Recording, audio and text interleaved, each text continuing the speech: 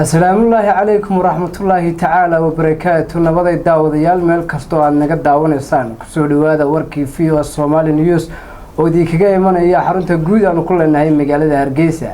Haddii Rabbi raali ka noqdona warka waxa idin akhriyahay habeennimadan caawa anigoo Cabdikariin Ciise Cabdullaahi Cabdikariin Istajiya. Qodobada wararkayga habeenimo kuwada ugu door koreen aad ku maqli doontaan waxa kamid ah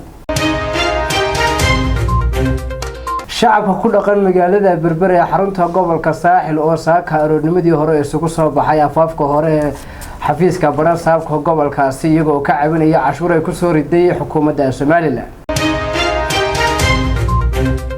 Dowladda Federaalka Soomaaliya ayaa ka hadashay weerarkii ay dhawaan ku soo qaaday Al-Shabaab saldhiggii military ee ku yaalay dalkaasi Soomaaliya ee lahayd dowladda Mareykanka.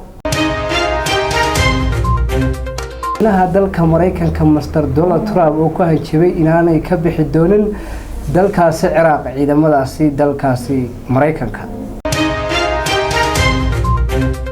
Daawadayaal waxaan warbixin idinka haynaa dalagyada ka soo go'a Jamhuuriyadda Soomaaliland ama khudaarta ka soo go'da waxyaabaha ku keena hoos u dhac iyo sababta keentay in khudaarta ka soo go'da dalka dibadiisa ama dalka timaada ay noqoto tan lagu cunista badan yahay gudaha dalka Jamhuuriyadda Soomaaliland.